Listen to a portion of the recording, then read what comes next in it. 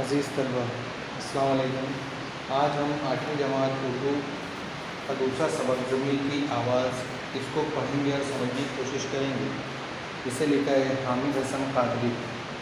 پہلی بات، ایمان کے مضبوط ہونے کی ایک پہچان بتائی گئی کہ جب کوئی شخص کسی برائی کو دیکھے تو اسے اپنے ہاتھوں سے روکے، یا ممکن نہ ہو تو اسے زبان سے روکے، اور یہ بھی ممکن نہ ہو پائے تو اس کام کو دل سے برا سمجھے۔ یہ ایک طریقے سے دیکھا جائے تو یہ جو جملہ آیا ہے، یہ جملہ ایک حدیث کے مفہوم کو بیان کر رہا ہے کہ ایمان کی علامت کیا ہے۔ کم سے کم تر درجے کا ایمان ہے کہ کسی کام کو ہوتا ہوا دیکھیے تو اس کو دل کے اندر برا جانے اور وہاں سے ہٹ جائے۔ برائی کا احساس انسان کو برے کام سے روکتا ہے، اسے ضمیر کی آواز بھی کہا جاتا ہے۔ جو لوگ برائی کے خلاف اپنے اندر ابھرنے والی اس آواز کو دبا کر دنیا کے فائدے حاصل کرتے ہیں، انہیں ضمیر فروش کہا جاتا ہے۔ ذیل کی کہانی انسان کے اندر ابھرنے والی اسی ضمیر کی آواز پر مبنی ہے۔ دیکھتے ہیں جان پہچان۔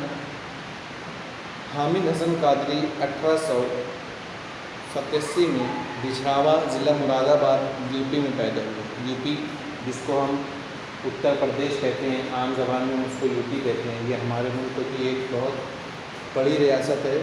سب سے زیادہ آبادی لگ بھگ نہیں پائی جاتی ہے نا، تو یہاں کے ایک ضلع مراد آباد میں پیدا ہوئے۔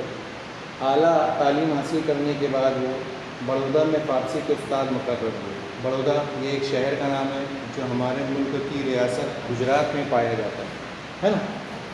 1927 سے 1945 تک سینٹ جانس کالج آگرہ میں انہوں نے فارسی، اردو اور فارسی کے لیکچرار کی حیثیت سے خدمت انجام دی۔ آگرہ یہ سمبل آف لو، تاج محل جہاں پر واقع ہے، یہ اس شہر کا نام ہے، یہ بھی یوپی میں ہی پایا جاتا ہے۔ 1952 میں ملازمت سے سبکدوش ہوئے۔ سبکدوش ہونا مطلب ریٹائر ہونا، ملازمت کو انہوں نے مکمل کر لیا۔ تحقیق، تنقید اور تاریخ نگاری کے ساتھ ساتھ انہوں نے افسانے بھی لکھے۔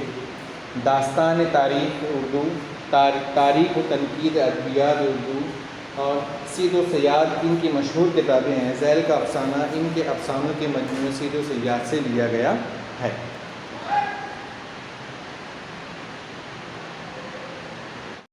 اب آتے ہیں اصل سبق کی طرف۔ سبق یہ ایک افسانہ ہے، اس کا حقیقت سے کوئی تعلق نہیں ہے، حقیقت سے اس کا کچھ لینا دینا نہیں ہے۔ یہ صرف حامد صاحب کی جو ہے ایک خیال ہے، ایک تصور ہے، جس کے ذریعے سے انہوں نے ضمیر کی آواز کو زندہ رکھنا، ضمیر کی آواز کو مرنے نہ دینا، یا ضمیر فروشی سے خود کو بچانے کے تعلق سے ایک افسانے کے طور پر ایک کہانی کو گھڑ کر، ایک کہانی کو بنا کر یہاں پر انہوں نے انسان کے اندر انسانیت اور ضمیر کو زندہ کرنے کی کوشش کی۔ مشہور تمام رات نہایت کرب و اضطراب میں گزار دی۔ کرب کا مطلب ہوتا ہے رنج، غم، اضطراب کا مطلب ہوتا ہے بے چینی، یعنی مسعود نے ساری رات جو ہے غم میں اور بے چینی میں گزار دی۔ صبح کو ملازم نے اخبار لا کر دیا۔ مسعود نے کانپتے ہوئے ہاتھوں سے اخبار کھولا اور خبروں کے کالم پر نظر دوڑائی۔ یکایک ایک ہلکی سی چیخ اس کے منہ سے نکل گئی۔ یکایک یعنی اچانک، ایک ہلکی سی چیخ اس کے منہ سے نکلی۔ اس سرخی پر اس کی نظر تھی، ایک بچہ موٹر سے کچل گیا۔ اب چیخ کہاں نکلی، کیوں نکلی؟ اس وجہ سے نکلی کہ وہ جب یہ سرخی پڑھ رہا تھا، یہ ہیڈ لائن پڑھ رہا تھا کہ ایک بچہ موٹر سے کچل گیا، یہاں آنے کے بعد اس کے منہ سے ایک ہلکی سی چیخ نکلی۔ وہ واقعے کی تفصیل پڑھنے سے ڈرتا تھا، اخبار کو موڑ توڑ کر پھینکنے ہی والا تھا کہ اسے کچھ خیال آ گیا۔ اس نے اخبار کو سیدھا کیا۔ خبر یوں تھی، وہ پہلے اخبار کی تفصیل کو پڑھنے سے ڈر رہا تھا، خبر کی تفصیل کو، لیکن جب اس کو اچانک سے خیال آیا کہ یار ایک دفعہ پڑھ لیا جائے مواد کیا دیا ہوا ہے، اندر خبر کیا چھپی ہے، پھر اس نے اخبار کو سیدھا کیا اور خبر پڑھنے لگا۔ تو خبر کل کچھ اس طریقے سے چھپی تھی: کل 3 بجے سہ پہر کو عالم نگر کی سڑک پر ایک 4 برس کا بچہ موٹر سے ٹکرا گیا۔ موٹر ایسی تیزی سے نکل گئی کہ اس کا نمبر نوٹ نہ کیا جا سکا۔ بچہ مستری خداداد مرحوم کا تھا۔ زخمی بچے کو اس کی ماں کے پاس مکان نمبر 75 واقع گنج پور پہنچا دیا گیا، لیکن 2 گھنٹے کے بعد اس کا انتقال ہو گیا۔ انتقال کا مطلب ہوتا ہے مر جانا یا ایک جگہ سے دوسری جگہ منتقل ہونا، ہے نا۔ تو یہاں پر مسعود نے یہ خبر پڑھی، اس کی جو سرخی یہ تھی کہ ایک بچہ جو ہے موٹر سے کچل گیا، تو اس خبر کے اندر یہ لکھا گیا تھا کہ گنج پور کے ایک علاقے کے اندر ایک بچہ تھا جو خدا داد مرحوم کا بچہ تھا، ہے نا، وہ ایک کار سے ٹکرا گیا، ایک موٹر سے ٹکرا گیا اور وہ اتنا زخمی ہو گیا تھا کہ اپنے زخموں کی تاب نہ لا سکا اور 2 گھنٹے کے بعد اس کا انتقال ہو گیا۔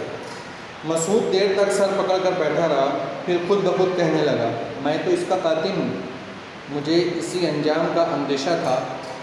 اندیشے کا مطلب ہوتا ہے شک، یقین، نامکمل یقین کہ یار یہ چیز ہو سکتی ہے نا۔ تو مسعود یہاں پر خود کو اس کا قاتل ٹھہرا رہا تھا۔ اب وجہ آئے گی آگے کہ کیوں وہ خود کا قاتل ٹھہرا رہا تھا، خود کو اپنے آپ کو قاتل سمجھ رہا تھا۔ کل سے کتنی مرتبہ ارادہ کیا کہ حادثے کی جگہ پر پہنچ کر تحقیقات کروں کہ میری کار سے جو بچہ ٹکرایا تھا اس کا حشر کیا ہوا۔ حشر کا مطلب ہوتا ہے انجام، ہے نا، تحقیق کرنا یعنی معلومات اکٹھا کرنا یا معلومات حاصل کرنا، ہے نا۔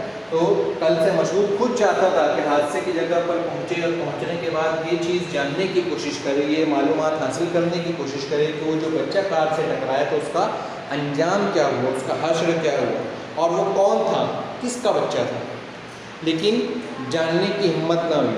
آخر اب معلوم ہو گیا، لیکن کیا کروں، کیا اس کے گھر جاؤں؟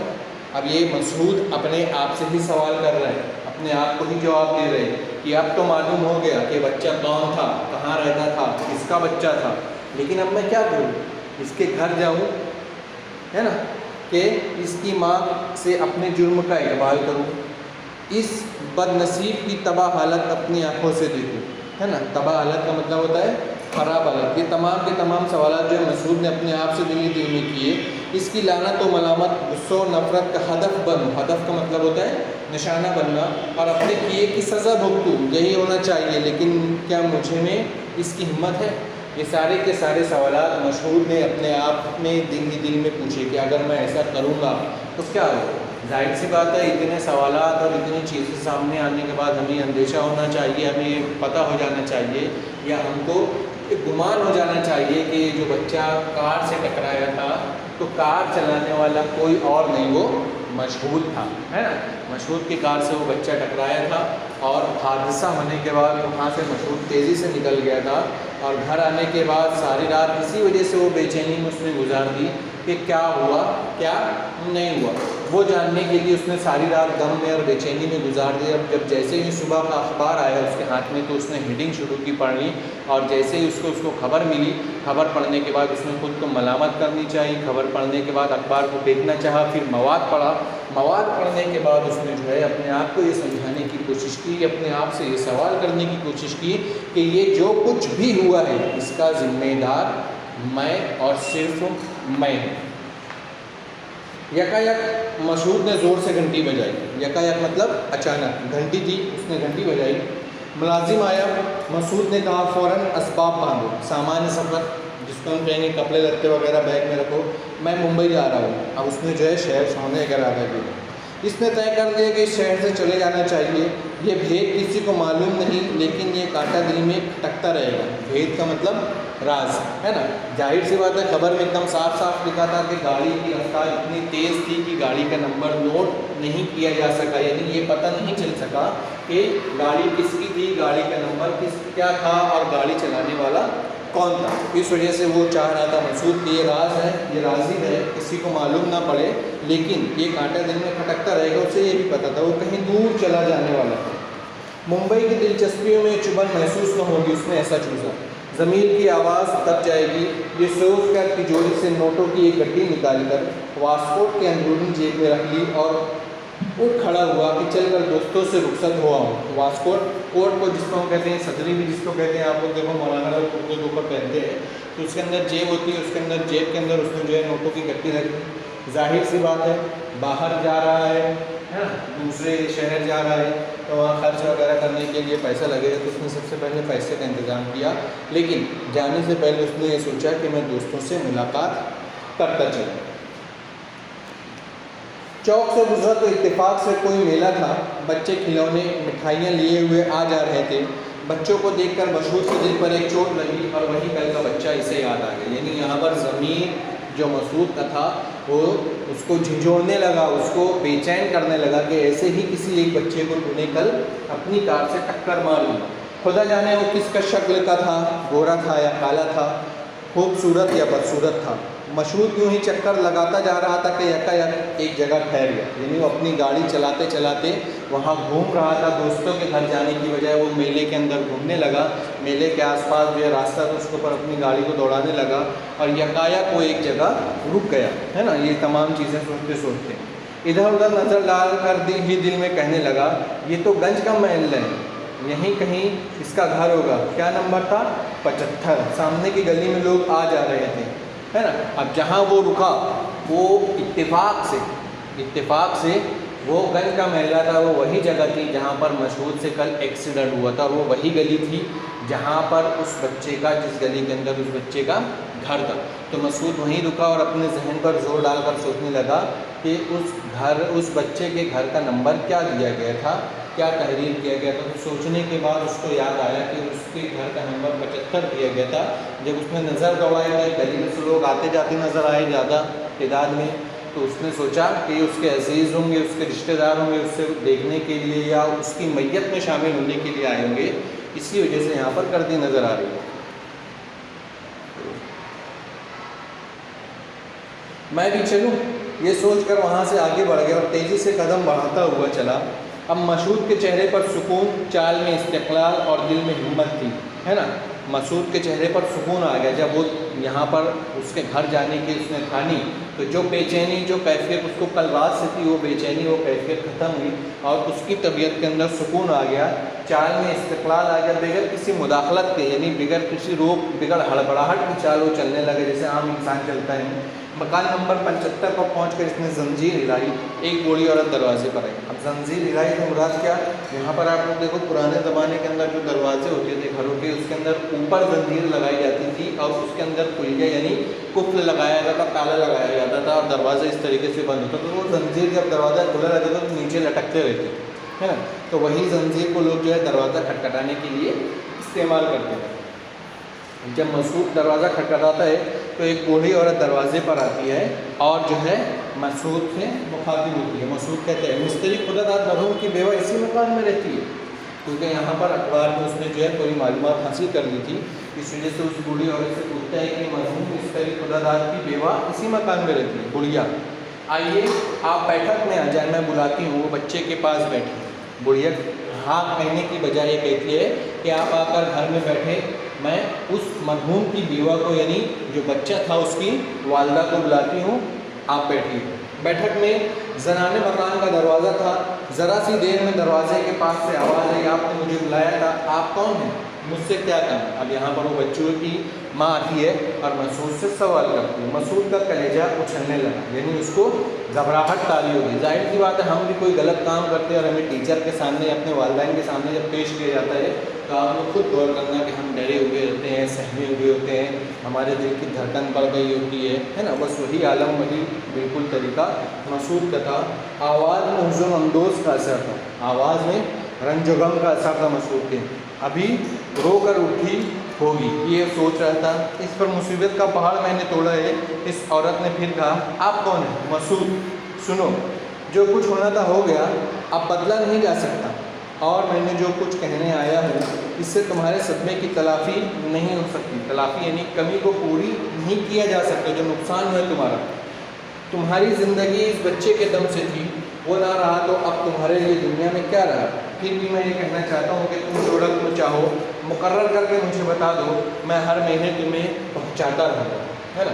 اب یہاں پر ایک دم انجان بن کر مسعود جو ہے اس بیوہ کا جو ہے ساتھ دینے کے یہاں پر کوشش کر رہا ہے۔ ہم اس کو یہ ظاہر نہیں ہونے دے رہے کہ تمہارے بچے کو ٹکر میں نے ماری، تمہارے بچے کی ٹکر سے جو موت ہوئی اس کا ذمہ دار میں ہوں، بلکہ یہاں پر مسعود دبے دبے الفاظ میں اس کی مدد کر یہ ظاہر کرنا چاہ رہا ہے کہ میں تمہاری مدد کرنے آیا ہوں۔ کل میں نے اخبار میں پڑھا تمہارے بچے کا انتقال ہو گیا، تمہاری زندگی اسی کے دم سے تھی، تم اسی کے لیے جی رہی تھی، پہلے ہی تمہارے شوہر کا انتقال ہو چکا، پلا پلا باتیں کر کے اس نے جو اپنی بات کو پیش کیا۔ عورت، میں نہیں سمجھی آپ کیا کہہ رہے ہیں. اس مرتبہ آواز میں حیرت تھی، یعنی کوئی چیز حیرانگی سے جب ہم پوچھتے ہیں تو لہجہ ہمارا بدل جاتا ہے، وہی چیز تھی. کوئی برہمی اور فروختگی نہ تھی. برہمی یعنی ناراضگی، فروختگی یعنی غصہ. مشہود: بی بی مجھے خدا نے بہت دیا ہے، میں ہر رات میں خوشی سے دے سکتا ہوں، جب تک تمہاری کوئی خدمت نہ کروں گا میرے دل کو اطمینان نہ ہوگا. اب یہاں پر مسعود دبے الفاظ میں اپنے کیے کا جو ہے پچھتاوے کے طور پر اپنے کیے کی سزا بھگتنے کو جو ہے تیار ہو رہے ہیں کہ تم جو کہو گی میں وہ رقم تم کو ادا کر سکتا ہوں، دے سکتا ہوں، کیونکہ مجھے خدا نے بہت نوازا ہے، بہت کچھ عطا کیا ہے، اس وجہ سے میں تمہیں اچھا خاصی رقم دے سکتا ہوں، جو تم چاہو میں ہر مہینہ تم کو پہنچا سکتا ہوں.